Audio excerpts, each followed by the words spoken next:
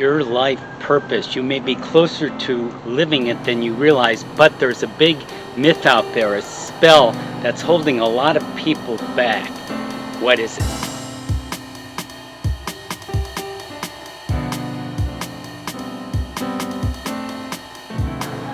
Philip Montrose here. My wife and partner Jane Montrose and I at Awakenings Institute help people step up, tap into the heart and soul with holistic coaching and healing. In this short video, I want to address an important topic, your purpose. Yes, everyone wants to live their purpose. At some point they realize that's important, maybe of utmost importance. But maybe people or you are waiting for that perfect time, when everything lines up, when you have just the amount of time and it's real clear and the exact task, the exact thing to do shows up.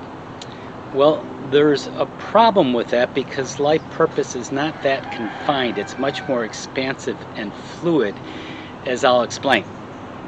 So this mission impossible for the perfectionist is waiting, looking, somehow arriving for the perfect time, the perfect doorway, the portal to the promised land. Your purpose is there. The problem is then you're sort of living in fear and doubt, second guessing yourself, waiting for things to line up. That's a problem. That's a challenge because then you're probably in a state of hold, waiting, maybe low-grade anxiety, fear, doubt, settling for safe choices because you don't want to tip the apple cart. You want to be ready whenever that purpose comes. Meanwhile, you're on edge. You're not sure what to do. You're waiting for things to be perfect. Of course, things can't be perfect. We know that, yet we still act according to this perfectionist mission impossible. And also, you might be waiting for a guarantee that, hey, when I take this path, when everything lights up for my life purpose, it will be for sure. It will be fail-safe. Problem is, there are no guarantees. You can't wait for a guarantee because it never comes. There's just a lot of choices in life with a lot of possible outcomes. Now, true, some are more important choices than others, and some will help you follow your purpose, as I'm about to explain, and some will not. You have a choice there. So what is life purpose? Well, it's not one little thing. It's not one task. It's evolving. It's growing. It's changing as you are. And it's harnessing your gifts, your talents, your interests, the things you're good at. You're here as an instrument for that. It's sometimes so obvious it's hidden in plain sight. And what do you do with all those wonderful gifts and talents you have, however buried or ignoring you may be? Well, you focus them. Your intent is to help the world become a better place, a more harmonious place. So it's your contribution. An important thing here is it's generated from your heart.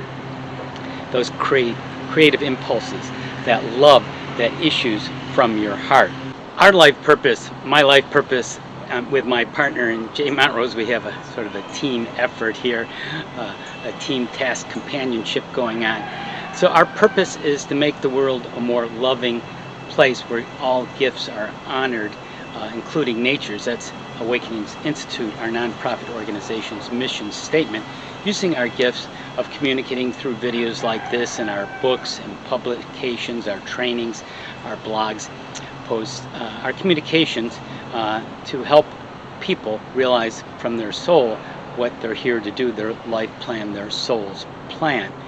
And when you do that, when you follow your purpose, which will be different for you and for each of us, using your gifts and talents for your contribution, the world becomes more creative, more loving, more compassionate, more connected, and you see the world that way, and things happen more synchronistically. Things happen at the right time in the right place, and you're there to witness it. In other words, you're more present, so you're seeing the connections, right? Final thoughts on life purpose. So when you start to live more on purpose, you don't have to wait for everything to line up to be perfect. You don't have to overanalyze and figure everything out, and it doesn't quite work. It's not one thing to get right and then you're in the promised land. No, it's not that way. It's dynamic. Sometimes it's unclear and cloudy. You go through the mist and things open up, and then you find more light and love. You are more creative. Your world is more synchronous. There's a lot of prosperity and beauty in the moment, in the little things and the big things. and your choices become more intentional and loving and on purpose. And that way you become a lot richer, and the world does too.